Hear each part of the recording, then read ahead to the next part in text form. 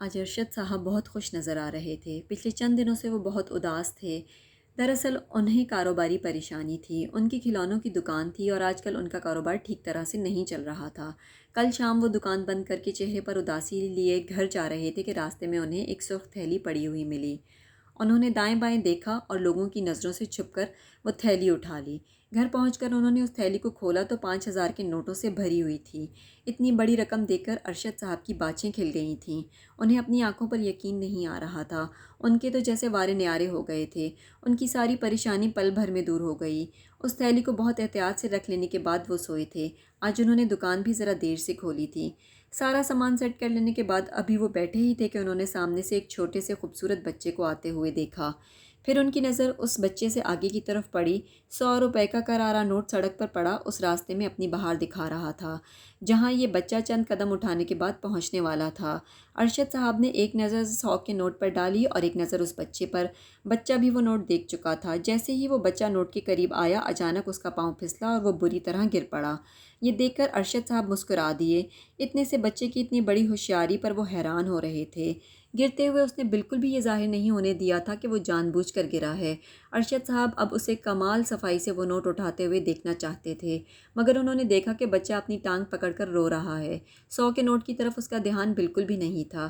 ارشد صاحب نے کچھ دیر انتظار کیا، پھر اسے مزید روتے ہوئے دیکھ نہ سکے اور تیزی سے آ کر اسے اٹھا لیا۔ کہیں چوٹ تو نہیں آئی بیٹا؟ انہوں نے بچے کے کپڑے جھاڑتے ہوئے کہا۔ آئی ہے انکل یہاں پاؤں پر، بچے نے اپنا پاؤں پکڑتے ہوئے کہا۔ آپ کا نام؟ انہوں نے پیار سے پوچھا۔ جی خزیمہ، بچے نے روتے ہوئے کہا۔ خزیمہ بیٹا آپ ایسا کریں، یہ آپ لے لیں اور چپ ہو جائیں، شاباش۔ ارشد صاحب نے خود ہی سڑک پر پڑا ہوا 100 کا نوٹ اٹھا کر خزیمہ کی طرف بڑھاتے ہوئے کہا۔ یہ نوٹ آپ کا ہے انکل؟ خزیمہ نے حیران ہو کر پوچھا۔ میرا تو نہیں ہے، یہاں سڑک پر پڑا ہوا تھا۔ خیر کسی کا بھی ہے، اب یہ آپ کا ہے، آپ لے لیں، ٹھیک ہے نا؟ انہوں نے پیار سے اس کی طرف پھر نوٹ والا ہاتھ بڑھایا۔ یہ کیسے ہو سکتا ہے انکل؟ جب یہ پیسے آپ کے نہیں ہیں تو آپ یہ پیسے مجھے کیسے دے سکتے ہیں اور میں انہیں کیسے لے سکتا ہوں؟ ارشد صاحب نے پلکیں جھپکاتے ہوئے اس بچے کی طرف دیکھا جس نے بالکل سنجیدہ لہجے میں یہ بات کہی تھی۔ دیکھو نا بیٹے، کیا معلوم پیسے کس کے ہیں؟ یہاں تو سینکڑوں لوگ روزانہ آتے جاتے ہیں، اب بھلا ہم یہ کیسے جان سکتے ہیں کہ یہ کس کے ہیں؟ دیکھیں انکل، اس طرح کسی کی گری ہوئی چیز اول تو اٹھانی ہی نہیں چاہیے، اور اگر اٹھا لیں تو اس کے مالک کو تلاش کر کے اس تک وہ چیز پہنچانا واجب ہو جاتا ہے۔ وہ چیز اپنے استعمال میں ہرگز نہیں لا سکتے۔ اپنے استعمال میں لانا حرام ہے اور اٹھائی ہوئی چیز کو واپس اسی جگہ پر ڈال دینا بھی جائز نہیں ہے۔ اب چونکہ آپ یہ نوٹ اٹھا چکے ہیں اس لیے اس نوٹ کو اس کے مالک تک پہنچانا آپ پر واجب ہو گیا ہے۔ آپ اس بارے میں کسی عالم صاحب سے بھی پوچھ سکتے ہیں۔ ارشد صاحب کی حیرت دیکھنے کے قابل تھی۔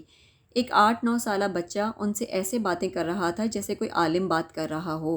جہاں تک میرے پاس معلومات ہیں انکل، وہ میں آپ تک پہنچا دیتا ہوں۔ اس طرح ملی ہوئی چیز کا کوئی مالک اگر پوری کوشش اور تلاش کے باوجود بھی نہ ملے اور بالکل مایوس ہو جاؤ تو اس چیز کو خیرات کر دے۔ پھر اگر خیرات کرنے کے بعد اس چیز کا مالک آ جائے تو وہ اس کی قیمت لے سکتا ہے، یعنی پھر بھی وہ چیز ہماری نہیں ہو سکتی۔ اب آپ اس نوٹ کا اعلان کروائیں، لوگوں سے پوچھیں اور اس کے مالک کو تلاش کریں، میں تو چلتا ہوں۔ یہ کہہ کر بچہ اپنی ٹانگ پکڑ کر لنگڑاتا ہوا آگے بڑھ گیا۔ ارشد صاحب حیرت کے عالم میں اسے جاتا ہوا دیکھ رہے تھے۔ ان کا نوٹ والا ہاتھ اٹھا کا اٹھا رہ گیا تھا۔ اچانک انہیں اس سرخ تھیلی کا خیال آیا جو انہوں نے کل شام راستے میں پڑی ہوئی اٹھائی تھی اور اسے اپنی ملکیت سمجھ رہے تھے۔ ایک چھوٹا سا بچہ انہیں بہت بڑا سبق دے گیا تھا۔ اب انہیں نوٹ اور وہ تھیلی ان کے مالکان تک پہنچانا تھی۔